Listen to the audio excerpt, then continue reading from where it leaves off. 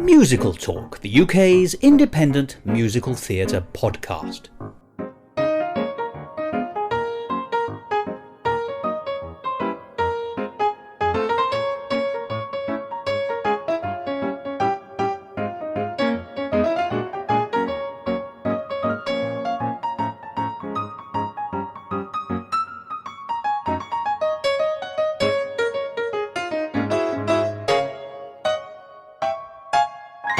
Hello and welcome to another edition of Musical Talk. I'm Thos, and yet again I'm pondering the sadness that has come to the world because Alfred Hitchcock didn't also direct musical films.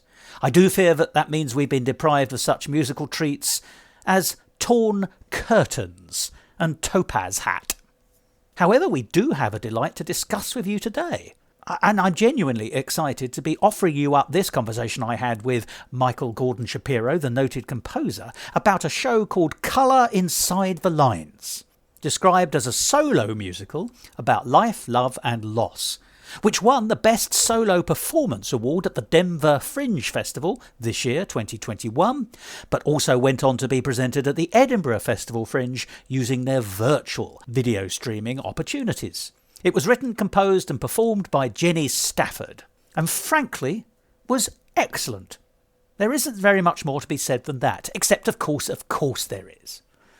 And you're going to hear, if you stick with the episode over the next hour, so many of the things that we will be talking about this show, Colour Inside the Lines. So, I'll stop blathering so that we can get on with the more important stuff, listening to Mike, which is always a pleasure. And doubly so on this occasion because the show we're going to be talking about is also a pleasure. So what can I say except that I hope you find the rest of this episode pleasurable.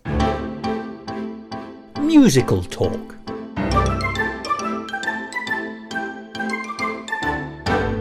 Mike, through the wonders of the internet, which I must say over the last 2 years we've all got to understand a great deal better, you and I are talking transatlantically, so we are very, very far apart, and yet I can predict that in the conversation to follow we won't be, at least figuratively. So before we go anywhere, thank you for joining me again today. How are you? It's a pleasure. I'm doing great. And you could point out that since our in real life chats have always been in noisy theaters, we actually have better sound quality transcontinentally than we do when we meet in person. It's the irony of real life. Exactly right. But today we're going to be talking about one particular show which was, well, I was going to say, was available to see at the Edinburgh Festival Fringe this year in a virtual form. In the 2021 Edinburgh Festival Fringe, there was a physical aspect to that Fringe this year, in the sense that you could go to Edinburgh and see a small number of shows, but it was very, very much a smaller festival this year, smaller than it's probably been in about 70 years. But one of the innovations was that there were virtual shows for the first time ever, and these were for the most part pre-recorded shows and were available to watch in the way that so much virtual theatre has been available recently. And the thing about the show we're going to be talking about today, which is called Colour Between the Lines, is that it actually came from a different fringe, the Denver Fringe, I think. So it's been on both sides of the Atlantic, not unlike this conversation. Before we go any further, Mike, you and I, we liked this show, so we're going to talk about it in some depth, but it did have some twists. There are some interesting narrative developments which we don't want to spoil for people who may yet get a chance to see the show because it's recorded. So we are going to start the conversation talking about the show without any spoilers, but be warned, later on in the programme we will start talking about some of these details, but we will mention when we're going to move into that phase of the discussion, so that anyone who'd like to see the show before they hear the rest of what we have to say can do so. So that's just a sort of a heads up for anyone listening. There will be spoilers, but we'll tell you when they're coming so you can remove your ears from your head. We will sound the alarm bell before the spoilers begin. But Mike, first of all then, in a nutshell, in a brief sense, could you describe the show and your initial response to it? Sure. I think I need to correct you on the title. It's Colour Inside the Lines. Is that right? It is Colour Inside the Lines. You are quite right, and thank you for correcting me. It's one of those shows that's it's got a really good title, but I, as a British subject of Her Majesty the Queen, every time I see the word colour without a U, I suddenly miss my beat, and therefore I missed the second word of the title. So it is Colour with no U Inside the lines. And so I stand corrected. Thank you. You're on a rocky road to learning the proper spelling of certain words, and I sympathize with your struggles along the way. Well, can I just briefly say that one of these days I shall meet Mr. Webster in a dark alley and I shall give him a good duffing up. Okay, so Color Inside the Lines. This is a solo, single performer show that is autobiographical in nature, at least in subject matter. As we'll see, it takes a somewhat speculative turn and departs a little bit from the strictly autobiographical, but that's the general format. There's a single performer on stage accompanied by a guitarist, and there is not a lot by way of blocking or scenery or set design or the trappings we'd see in a traditional musical. There is a dry erase board with some amusing visualizations that is used to illustrate and diagram certain points, but by and large you're watching a single performer. And I think this format is very much a staple of fringe festivals worldwide. It's something you see very frequently as a single performer show. It's less common, I think, in musical theater, but it's certainly a familiar kind of paradigm. In terms of the story itself, we are introduced to the performer, whose name is Jenny. Jenny Stafford. And we're told at the outset, we're shared at the very beginning an anecdote where she is talking to a kind of fortune teller who provides some unsolicited fortune telling and tells Jenny that she will never find love. And this kicks off a autobiographical story on the subject of finding love and the different things that can mean. At the outset, it seems that we are faced with someone in search of romantic love who is giving us a flashback to her days at high school and perhaps how this quest originated, how the search for love first emerged in her life. We are shared the story of someone who exists within the familiar social hierarchy of a high school, where there are popular kids at the top and there are losers at the bottom, and there's perhaps a gray scale in between. There's kind of a spectrum from loser to popular kid. And she lets us know that she's somewhere, I guess she's sort of at the upper tier of the lower social caste. Yes. Or maybe she's, how would I describe it, kind of like lower middle social class. Right? She's a far cry from the beautiful popular kids, but there are definitely people to whom she feels superior, people who have less social graces, who don't dress well, whose interests seem, they're into comic books and other obscure things. And she represents the loser caste through one particular person whose name is Michael. And he's kind of your stereotypical comic book nerd. So we hear her travails in high school as she tries to succeed in the drama club as, I think, an actor and a director and perhaps a playwright. That's not entirely clear to me. But a theme throughout this entire section of the show is that she's looking with a certain amount of admiration at the popular people, and she is repeatedly looking down upon Michael and the social caste, I think, that he represents. And this is presented in a very endearing way. When I say she's looking down at people, I don't mean that it's presented as cruel. It's kind of relatably comic. Does that match your experience? I would agree, yes. She's self-deprecating, actually. So while she recognises that there are people lower than her who she makes reference to, the Michael character, she herself quite clearly recognises that she is still struggling in the lower echelons of, even within the subset of the drama group, within the hierarchy system of the high school. So yes, so it's not sneery. It is, I know my place, but I also recognise there are some people, speech marks, lower than me. And it's both that mixture of terror about ever being thought to be in that group, but also realising that she's never really going to escape out of the group upwards. So I agree with you. It's not nasty about Michael. It's self-deprecating and self-cynical, I think. Right. I think that's correct. She is admitting that she is both... Well, she's both portraying herself as a being stuck by the social hierarchy, but also admitting that she's participating in it to some extent. And there's an incident where she has an opportunity to cast and direct, I think it's her own play. And she acknowledges that Michael, who did a bang-up, if abortive job as playing a vampire in an earlier show, would probably make a great lead actor, she instead casts one of the beautiful popular people. And I think maybe she has a crush on that person. But in any case, she does it primarily because she wants to seek approval from her peers, and she doesn't want to violate the social system that says that the popular kids should be cast in lead roles and the marginalized losers should not be. And the karmic result of this casting is that the popular actor who plays the lead character does a terrible job. He, I think, forgets his lines and ends up just making them up. And she laments having made this decision. And she goes about this, I think, in her mind, brings up the topic of merit versus seeking social approval for the first time, which is a theme that will come up throughout the show. So I guess the crux of the plot happens when there is this amusingly misguided matchmaking scheme that is established by the high school. And I guess the idea is that this is kind of an analog precursor to what dating sites might do today, where you fill out a questionnaire and then you're matched up with somebody.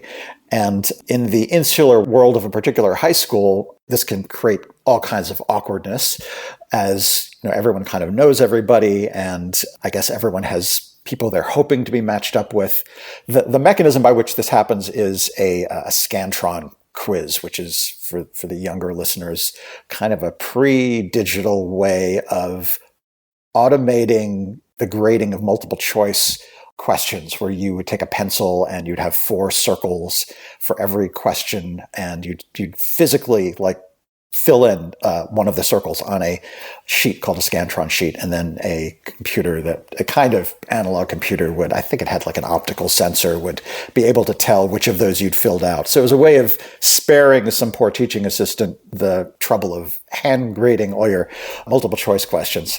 And that, of course, is the colouring inside the lines, which the title refers to, initially at least. Yes, exactly. This is actually an interesting recurring motive throughout the show, but I think the literal meaning of that initially is the physics of taking a pencil and carefully blotting out, filling in one of these circles on each line of a Scantron form that represents your answer on a multiple choice question.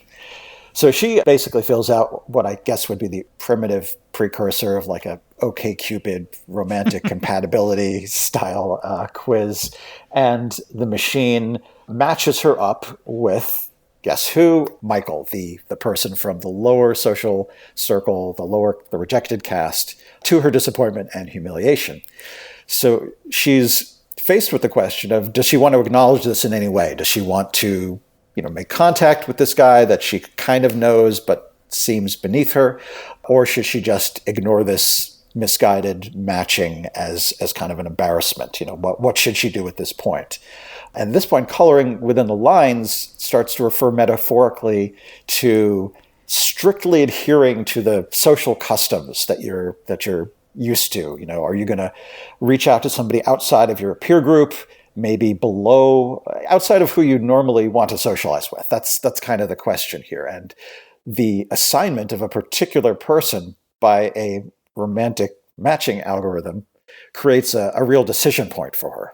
I think we're nearing the end of the spoiler-free zone, I think, at this point. Yes, I think that's fair. But before we go into it then, let's analyse this a little bit further, because I think actually the first thing that's come up in that discussion, or your description of the show, which has been very good and very detailed, is this recurring theme.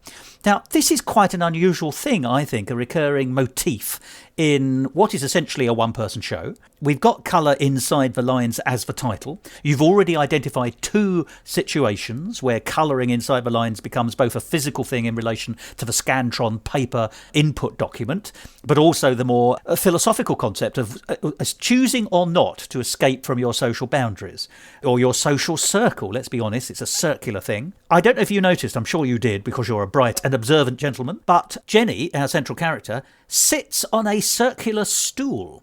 And when I say circular, I mean a seat that is actually a circle. Now, most stools these days are not actually circular. They're quite often ergonomically designed for the posterior cleavage, let's be brutal. But it's very, very rare to find a stool which has actually got a circular top. And she was using one. It was more like a piano stool, actually. It was a wind-down screw-top one. And I noticed that immediately. I thought, oh, well, that's very interesting. And then later on, when she mimes completing the Scantron document, she actually rests the paper on the circular stool, using it as a table. So she brings the stool to our attention, I think. And then, of course, without going into how this ends in the spoiler area of the plot, I think we have to say that, I don't think it's ruining anything, but in passing, she mentions later on in her life, she becomes a drama teacher. And earlier on, when she's in the drama club, the person she reveres more than anyone else is the drama teacher, because that's the person who holds the power. But in that sense, you've also got the full circle of her life going interesting. on. So there's an awful lot of circular motif going on all the way through this, which I thought was really beautiful and suggested a really well thought through narrative, which sometimes, and this is a terrible thing to say, but when you see a one-person show, it can be entertaining or not entertaining, depending on how well it's been written and how well it's been performed, but it doesn't often have, in terms of its narrative drive, regular motifs. So I was particularly taken by that, and that just screams hidden craft. I think there are two other, exactly in that vein, I think there are two other interesting motifs worth pointing out that all bear upon the central message of this show. One is the idea of erasing someone. And this is first introduced to us in the context of having some kind of abortive, embarrassing social encounter that you just want to forget about. So she describes like having a near miss romantic encounter, I think at a school dance, where she managed to be standing next to someone she had a crush on, and they were about to dance romantically, and then the music stopped and the moment was lost. And she was so embarrassed that she just wanted to blot that person out of her life completely, as, kind of retreating from the memory of it. And she talks about erasing the person. And I believe she then goes to the dry erase board on which various names have been written, people in the world she's talking about, and she physically erases the name. If that's my memory, does that match? That's exactly right. She's even got a little jingle that she sings as she erases, it's usually a boy, from her story. Right. So this starts out, it seems kind of like an amusing little, kind of like a social foible that maybe we've all done. Like you say something dumb, you make a faux pas, you have an embarrassing incident, and you just want to sandblast the event from your memory, right? This is something we can all relate to. Oh, yes. And I think this is part of what makes the show endearing, is that things are described to us in a way that is very relatable, very down to earth, and very friendly. But later on, this idea of erasing people and its consequences is brought back in a more serious way. And we can maybe defer that discussion to the spoiler zone of this review. It's also referred to once again on the Scantron sheet, because actually the thing about this, and she makes a great play about this, which is the thing about the Scantron sheet is if you complete the wrong box, if you've discovered you've filled in circle 3 instead of circle 2 as a response to one of the questions, you have to erase it to get it right, because it's really important for the machine to read, as you say, it's an early optical reader of some variety, that actually you've completely erased any mark of your wrong answer and made sure that you have coloured inside the lines on the right one. So it's not just about getting the circle completed, it is erasing everything outside of it. So once again, and as you're quite right, that's going to come up later in the story. But it's so beautiful to see these things reflected in the way she lives her life early on, the way that it actually relates to a physical exercise, the Scantron completion, and of course then more enigmatically and philosophically later on as the story develops. You said you had 2, I think. No, the other one is the lyric that is introduced in the opening song, which is the idea of the doomsday prediction from the fortune teller at the beginning that Jenny will never find love. Can I just say, I think the line is something like, one day a drag queen read my palm and said I'd never find love. I don't know why there's an extra element of fun in the concept that the fortune teller isn't even what one might recognise as a fortune teller, but is in fact a drag queen, sorry. It was a very ersatz fortune teller, yeah, yes, for sure. But this sounds like, what I like here is that it's setting up your expectations that this is just going to be another story about somebody's romantic adventures. This is, I think, a very common thing to expect in musical theater and absolutely in a single-person show. So you think from the beginning that you're going to hear basically a series of anecdotes. But the idea of finding love actually turns out to be a very interesting, I want to say like a philosophical idea that is explored in unexpected ways as the show goes on. And as you say, I think hidden craft is a perfect way of putting it, because even though it seems like we're entering kind of a free-form series of anecdotes, there really is a lot of thought and direction in the show, and it ends up being unexpectedly deep and thought-provoking. And touching. Yes, exactly right. for me, it was interesting because I thought at the beginning I was being led into, exactly as you say, a story about somebody's romantic adventures or lack of them. I actually fairly quickly thought that, it might actually be the fish that got away story, and so it certainly seemed for a long time. But actually, it was certainly laid out as a comedy. And indeed, I would still describe it as a comedy, or at least a comic telling or a comic narrative. But as you've rightly pointed out, there was so much more. I took notes as I went through, and I keep seeing, but on my note, I've written the word touching. I was so frequently touched, both in the narrative at various points and in one or two of the songs. They occurred later on, as you say, in that second half, really, when it goes off in a slightly different direction. But it's so much more than an entertaining romp through somebody's personal history. It's more than entertainment. As you say, that she's found some truths, and some truths which she doesn't even need necessarily to overtly tell us. They come out in the telling of the story, if that makes sense. I agree. I think it's a very good way of putting it. It's kind of like entertainment with benefits, where in this case, the benefits are depth and actually touching on some meaningful topics beyond the strictly anecdotal content that you normally see. I think this is the real challenge of a single person show that is autobiographical. You see a lot of these at the Fringe, I think at Fringe festivals worldwide, and it's a very accessible form of theater for people because from a production standpoint, it's easy when there's just one or two people on stage, and following the write what you know principle, then telling your life story is something it's a story everyone can access. The trick of that format of show is coming up with something that gives the audience, gives them something they can take home with them, some idea or something that relates to somebody outside of the performer. If you're telling a series of anecdotes about your own life, it can, by nature, feel very self-centered, and it's not obvious how that leaves the audience with something they can take away. But in the case of this show, I found myself thinking back on the central message of that was delivered towards the end, days after watching it, and I think that's a rare accomplishment.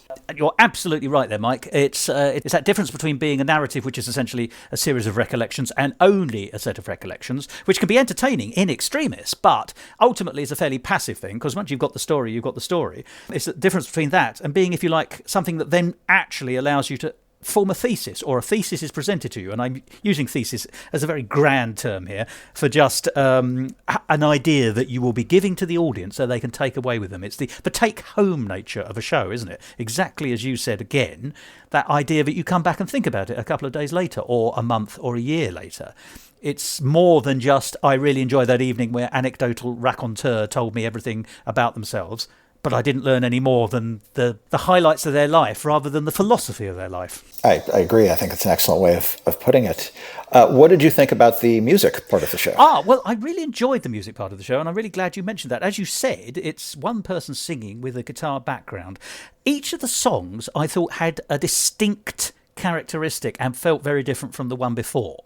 So I really liked that, by the way. So, for example, the introductory number did what it, where the drag queen turns up and predicts. That's a good introductory song. The next song, which is called The Home of the Losers, which is the hierarchy of the drama club, which is, as you say, one of those groups which is fairly low in a social structure of its own, but has a social structure within itself. And indeed, there's even more complication because she talks, it's not just about the performers, there's an overlap, but only a slight one, with the tech crew. So actually, it's there's a whole bunch of interesting observations about society and its hierarchies. So I thought that was a satirical song in real terms.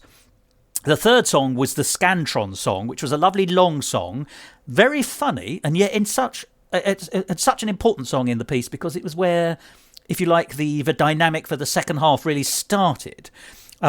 But it was played for laughs throughout as well. So there were a couple of false starts at the beginning, which I'm not going to ruin here. But, you think, oh, yeah, we're into the song. And then, no, she pulls out to give us an observation which is dryly delivered and very funny. And we go back in. And then it happens again. There's a certain amount of performance sleight of hand that she's very good at. She did say later on that she was a drama teacher. And I think, therefore, you can see where this comes from. She knows what she's doing.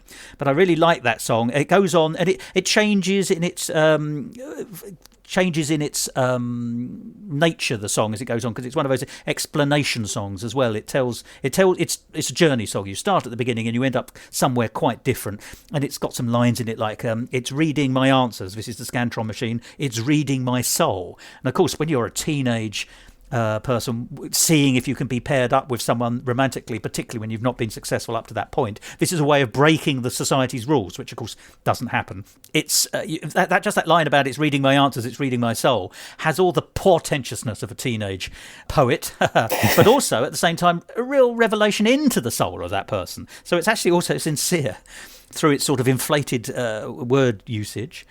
And there's a couple of references to wanting her life to be like a rom-com, which incidentally, by the way, was phraseology I saw in another show called Coroner Cutie, which was another Edinburgh Festival Fringe offering this year. There was rom-com is suddenly the shorthand now for romantic success. And just to finish talking about the Scantron song, of course, that's the song that also makes a big deal about colouring inside the lines, because it's when she's completing the Scantron documentation. So, that is, once again, it underlines the theme and the name of the show. The next song after that is called I Remember a Moment, and that's one of those many songs where I've written touching. It's a very touching song. I'm not going to talk about the concept behind it, because that's when we're in, if you like, part 2 of the show. That song is then reprised very successfully a little bit later. There's another song called Gone Without a Trace. Then we get a reprise of the Drag Queen opener, just briefly. And then that sort of morphs into a song called You Should Never Feel Afraid, which is almost, it's not the same thing, but it touches similar nerves to Anyone Could Whistle, or even Children Will Listen from various Sondheim shows. And then finally, we get Colour Inside the Lines again, the Scantron song, but repurposed with new lyrics completely, which I thought was a very nice touch, actually. Once again, making a full stop. If you can have an end of a circle, that's where we got it. Right. So I've galloped through the songs there. The songs are good. They're of a good quality. They mean more than perhaps they even feel like they should. But what's your take, Mike? I liked your synopsis of everything. I think you touched upon the major tunes. It might be worth just mentioning musically. To me, they felt either folk-influenced or perhaps drawn from a unplugged 90s indie pop kind of sound. They passed the basic test for me, which is, can I remember any of them, am I humming any of them a day or two after seeing the show? And absolutely. The Home of the Loser song is like stuck in my head right now. So I think it's fun to listen to just as music. It's very palatable. So I thought the lyrics were doing good work. Obviously, the melody was doing a good work, and the songs produced more than just a setting of words. As I say, those songs worked within the narrative, which I think brings us on to a very interesting point. And you and I were discussing this briefly before we started recording, which is what makes musical theatre. Because at a bland level, it's any show that's got songs, and of course that's what this is. But it's not. This can't be mistaken for Andrew Lloyd Webber. There's no chorus. There's no, 11th hour torch number or any of the things you might expect in a speech marks more traditional formulaic musical. It falls more into the world of cabaret, and yet cabaret at one level is, this is going to sound counterintuitive, more about performance. Well, this seemed to me, it was clearly it is all about performance, and it was a clever performance at that. So I'm struggling with this concept of why is this different from cabaret, or is it cabaret? To me, I still think it's a one-person musical. And I think it's because, as we were saying, we were talking about the craft and the fact that the narrative is doing so much more than just telling a story. It's taking us into a land of ideas.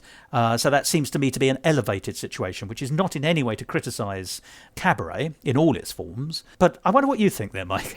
I spent a lot of time thinking about this, whether this is musical theater in the sense of being a book musical, or is it what's sometimes called a play with songs?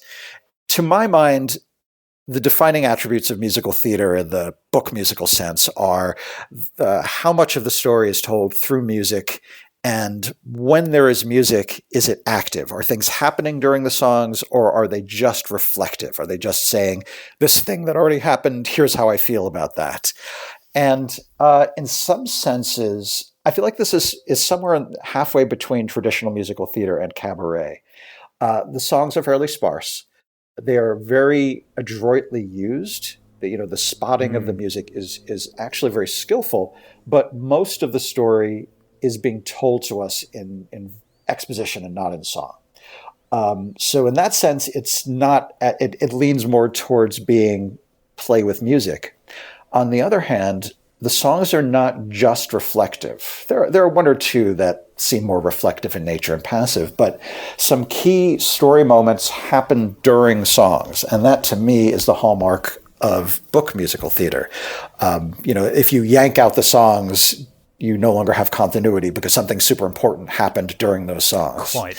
And I think in that sense, particularly when we move on to the spoilery part, I think it really does qualify. The key realization of the show happens during a song and doesn't exist outside that song. And I think the message is ultimately delivered in song.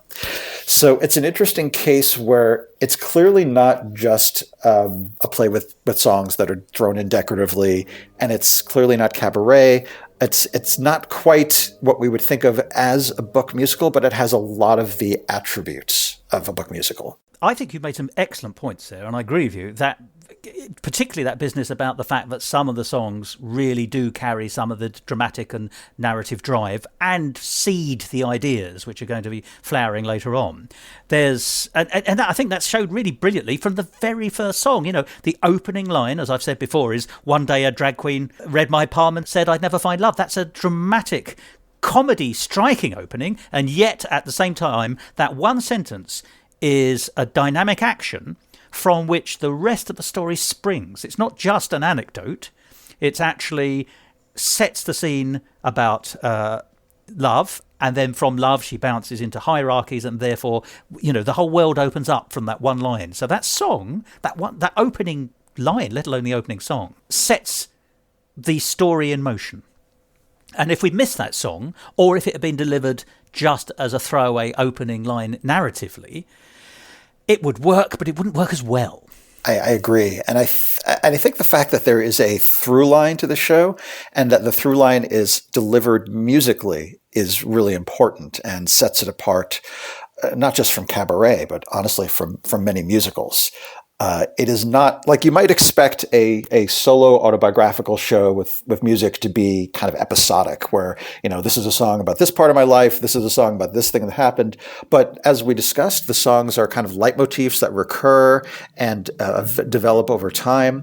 So, I think it's elevated above its medium. Oh, now that's the phrase. I think that's the walk home quotation, if I may say. It is indeed elevated above its medium, because as anyone listening to us will hear, we both thought it was marvellous. It's one of the best shows I've seen at this year's Edinburgh Festival Fringe. And damn it didn't come from Edinburgh, but that's not the point. We keep coming back to the craft, and the craft isn't just in one element. It's in the songs, it's in the lyrics, it's in the narrative, it's certainly in the performance. I mean, I really warmed to Jenny Stafford very quickly because she was a whole person. I've said it before, she was comic, she was cynical, she was touching, she was self-deprecating. And when she led us into areas of emotional authenticity, I willingly travelled with her. I didn't feel that there was anything insincere about what she was performing. Of course it was a performance. We all suspend our disbelief as far as we can in a theatrical environment, whether it's virtual or otherwise. But I do think that she was sufficiently authentic in the piece, which is either because she is authentic or she's a bloody good actress. She's faked sincerity so well, I've bought into it. Right. No, I think that's legit sincerity. To me, anyway. Yes, so do I, yeah. But you know what they say about sincerity. If you can fake that, you can do anything. That is the core skill.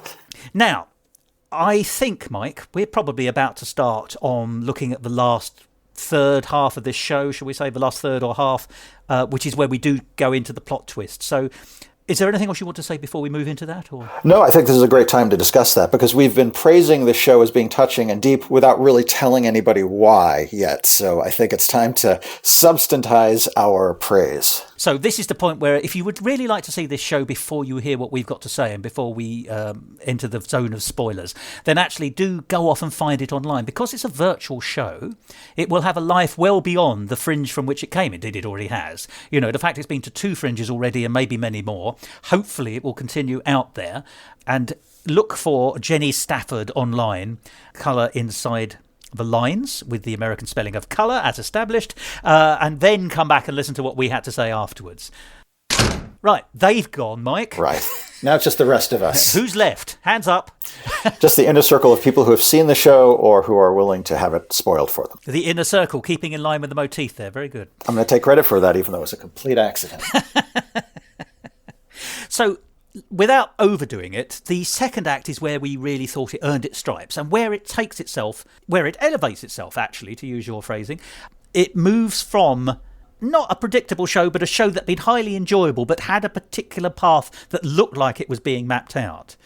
And then Jenny sings us in the song I Remember a Moment, which I was talking about being very touching earlier, how somehow, against the odds, she and Michael, over time, actually do find that they have a connection, so that, if you like, that the Scantron machine dating process was correct, and then they form this beautiful life. And you're walked down the garden path, I think would be the nicest way of putting this, with such sincerity.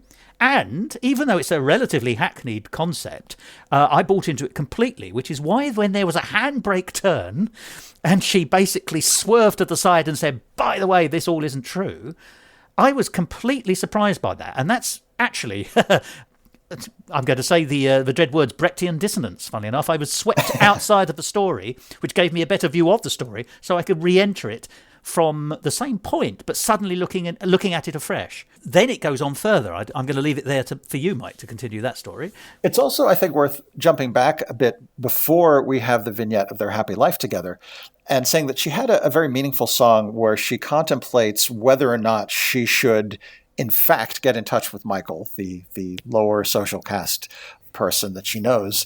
And she says, am I turning down an opportunity for a meaningful connection just because I'm too proud to date outside my social class, the castes of the school. And I thought that was a very touching song, and one of the more meaningful ones in terms of having a story point embedded in a song, because she makes that decision during the song itself. It's not that she makes the decision and then sings about it. It really happens before our ears in music. It's a question, isn't it? You're right. And also it takes us back to the theme that she's questioning whether she should leap outside of the circle. Is she stuck colouring inside the lines when in fact going outside the lines is the solution?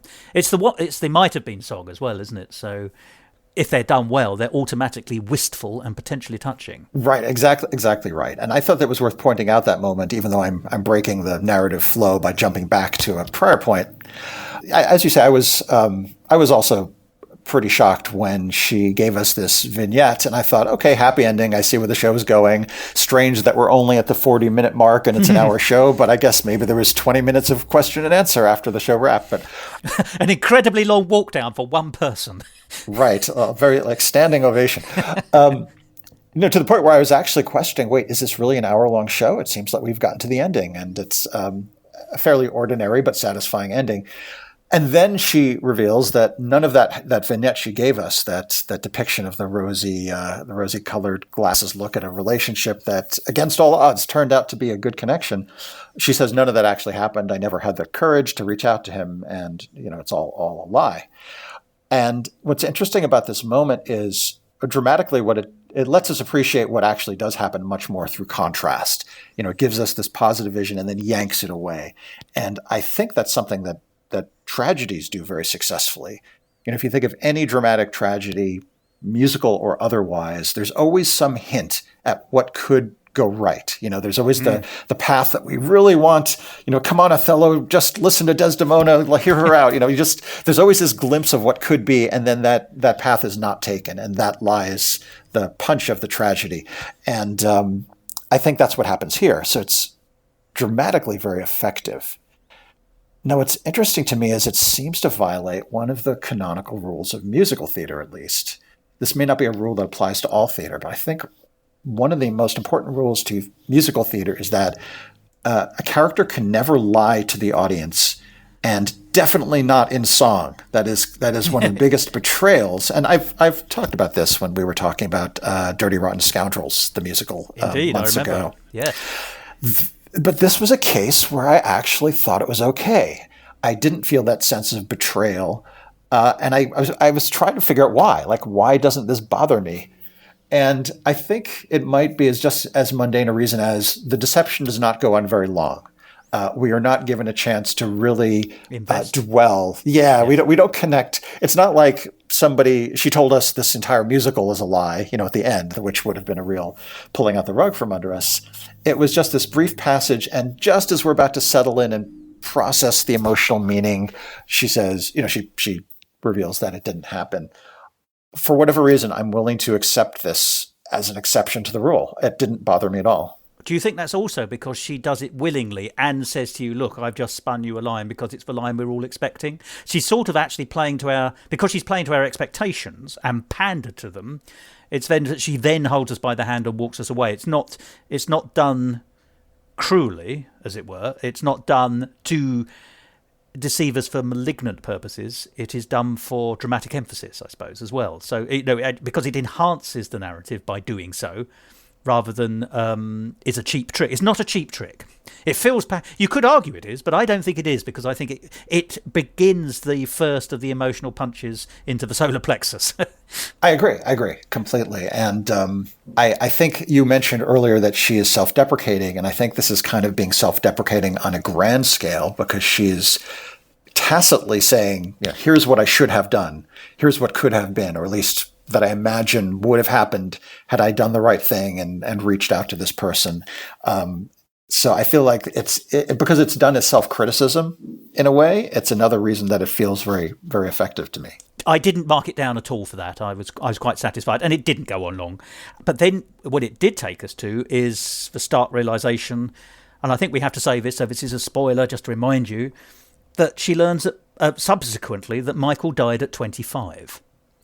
And this is something that she sort of can't get over, because I think she's always got this recollection of the what might have been, as we were talking about from that song that so impressed you, but also the fact that she was linked up with him as part of the Scantron process. So she feels that these although they never really connected at all, even though they were in the same drama club, she looked down on him, as we said earlier, because he was a lower status even within that subsect. And by the way, Venn diagrams are another good circular motif, and she draws some Venn diagrams on her whiteboard. So it's another example of that. So she never connected with him in real life, but in death, as it were, she can't quite give him up because she feels a connection. And so the last section is about rebuilding his story, and therefore his memory, through contacting so many of the people whom she was deemed to be hierarchically lower than in her early life. So she goes on a search, a quest, I suppose, so much part of musical theatre and other drama, to find the truth about the enigma that was this man who she never really knew, but felt perhaps she should have done. And then that takes us into a recognition that he was a very complex man, I think was the word that she used. I must say, she also did one thing which I thought was magnificent. She does not explain the reason for his passing at 25. And I thought that was a very good thing, because it is so easy to define someone's life by their death. And I'm afraid Wikipedia does this all the time. There's always, under famous people, it always goes on to explain in copious and really quite unnecessary detail the complications of whatever it was that carried them off. And suddenly you remember these people not because of their vast array of good works or films or whatever it is that they gave to society, but the fact they fell over a donkey and choked to death on an aubergine or whatever it was. There will be someone who falls into that category, undoubtedly. But actually, by not revealing what you might have expected to be revealed, so much stronger, I thought. So in a strange way, she doesn't actually reveal that much about Michael, but she does reveal that she has learned quite a lot about him from various friends and acquaintances and the people who knew him. And that is somehow enough. By not actually turning him into something so that our natural, and it's a perfectly natural human curiosity, is satisfied, she actually preserves him as the concept of someone who mattered ultimately, even after his death, in her life and others. So strangely, his pull and strength and legacy and memory, all these words, are more because they're not trivialised by the actual fact of his life and his death. I hope that makes some kind of sense. Absolutely. I appreciated the tact by which the cause of his death was alluded to or described in very general terms without any detail being provided to us. I mean, it's worth remembering that this was a real person. This is an autobiographical story that is being presented in a way that's kind of the way we would expect fiction to be presented, but it was a real dude. So if there's privacy concerns, you don't necessarily want to be disrespectful. So I think it was handled in a very well manner. Yeah, I think that's really what there is to say about that. It's once again, you said tact, and I'm going to add the word deft. I thought it was a deft set of choices that were being made. And once again, that goes back to our initial position that actually all the way through this, there is so much more thought. It's like every beat and every step is doing what you expect, but it's doing it more. It's somehow finding a way of doing it in a way which is better. It delivers more. It's more efficient. It's more effective. It's more emotional. It's just at every stage better than you think it's going to be or it could have been. It would have been a great show if she dialed it down several stages. I don't mean that in any kind of suggestion, but she's over-dialed it. What I'm saying is that actually, it could have been less good than it is and still been a very enjoyable show. But it's so much more than that. I agree at every point. There's another aspect to this third act that I think is worth mentioning, is that she finds, in the process of trying to learn more about Michael posthumously, she finds herself enjoying the connection she's making to her former classmates. So the means becomes an end in itself. And I think this directly bears upon the final message of the show. It's odd, isn't it? Yes. Funnily enough, she'd been taking names off the board, including Michael's. And then we learn that in real life, if you like, if you want to see life like a board, Michael has also disappeared. He has been erased by whatever means, and yet he hasn't been erased. So he comes back, if you like, figuratively through her investigations, but actually physically all her former colleagues, including those people that she would never have mixed with or who would have looked down upon her at that stage, also come back out of erasure. Right, exactly. She is reversing the policy of trying to forget about people as a means of coping with embarrassment or anxiety or just not wanting to experience that relationship for whatever reason. She's doing the opposite of that. She's reconnecting with people. She's learning more. She's kind of embracing those relationships. And in one case, obviously, posthumously. So there's a real sense of a person who's grown and changed and learned an important lesson about the maintenance of social relationships. And of course, if we want to tie it in with the title and the theme, what she has learned finally to do is to colour outside of those lines. The lines no longer are boundaries or limits. They are just a demarcation, and you can step over them. I know that you've mentioned that it's the title of the show, and there's all these line coloring allusions during the show. So yes, super important. But the thing to me that's the most important motive is this idea that's introduced at the beginning, the idea of never finding love, and that she brings to a complete and very satisfying circle in the final song, where she says, this is paraphrasing in a very non-musical, non-lyrical way, but this is the essence of the message. I've been worried about finding love in the sense of discovering new romantic love, but I realized I hadn't been focusing on nurturing the relationships I do have, in applying love to the connections I have in real life. And that is essentially the message of the show. So whereas we think it's going to be about the stereotypical search for love of a single person, it's actually a realization that there are many opportunities to experience love with the people you are already connected to, and that neglecting that can be just as bad as not finding your ideal soulmate romantically. And so it gives in the tradition of recontextualizing a lyric that appears in music, she redefines what finding love means.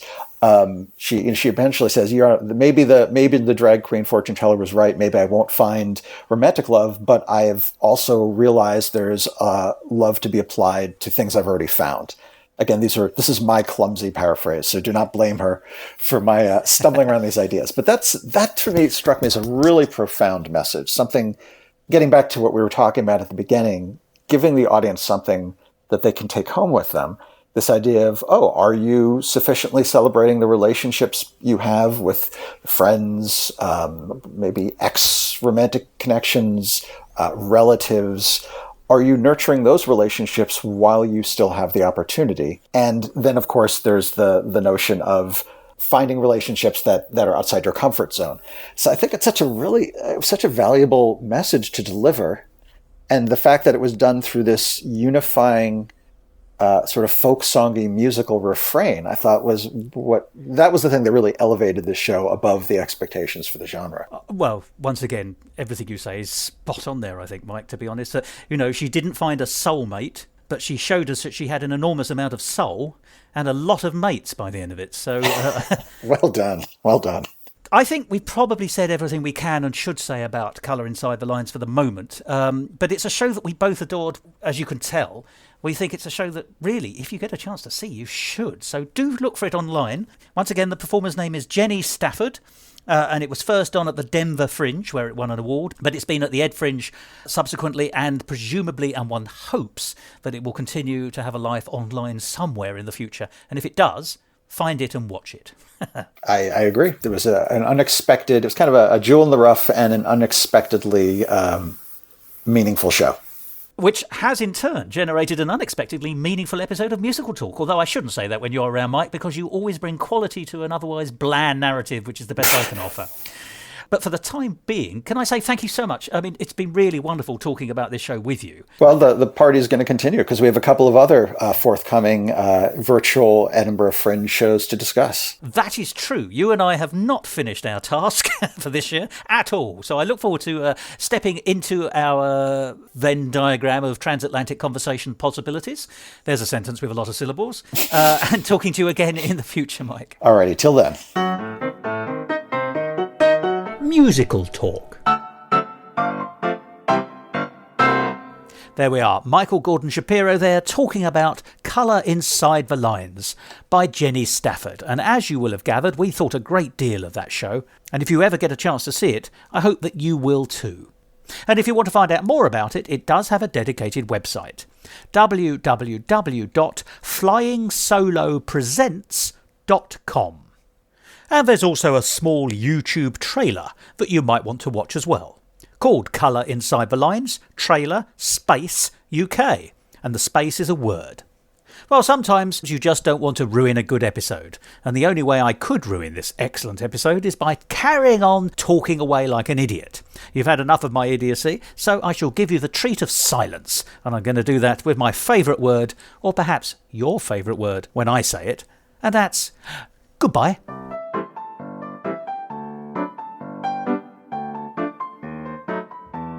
This episode of Musical Talk presented by Mike Shapiro and Thos Ribbits and edited by Thos Ribbits.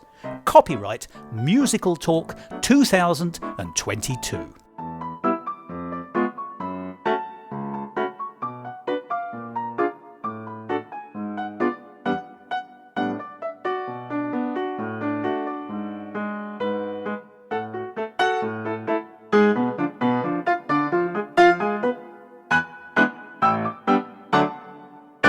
To find out more about the world of Musical Talk and listen to past episodes, go along to our website, www.musicaltalk.co.uk, or subscribe to us on Apple Podcasts, and follow us on Facebook, Instagram, and Twitter. And if you want to follow me on Twitter, you can, at Musical Talk Thos. Shall I count down 3, 2, 1, and then we'll say the first word that comes into our head? That should be jolly. Okay, let's do it. 3, 2, 1. Spasm. Butterscotch. I don't know why. Spasm butterscotch. That sounds like a really intense, perhaps alcoholic flavor of butterscotch. You see, to me, it sounds like a 1960s prog rock band. So right. I think there's a lot of noise coming from you, Mike. Yeah, I was about to say, gardeners have just shown up. So despite my confidence saying that our sound quality is so much better than what we get in person, life has thrown a curveball at me. Let me try moving into another room. So sorry. If you don't mind. I was going to ask how audible that was. It sounded like someone was hosing your garden. because there was so much craft and the story was doing something. Well, it's funny time to take a shave, Mike. Is that audible again? Yeah, I'm trying to. What you're not seeing is I'm moving from room to room as the lawnmower kind of circles around the house. Right. Hang on a second. I'm going to do another. So sorry. Another strategic changing of rooms. I'm glad this is not a visual episode because watching me like squirrel myself away in different rooms to avoid. It has the hallmarks of a French farce at the moment. I do hear you going through doors. If you could dress as a vicar and lose your trousers, I think we get the full story. I would love to have an excuse to do that. Draw together the clues that she do. So she. We didn't get to know that much about him. Actually, she kept him relatively. Sorry. Well, I apologize again for the ambient noise, which it was perfect karmic punishment for my bragging at the beginning of how quiet everything was. Can I just say, this is going to be the best set of outtakes we've ever had. So thank you very much.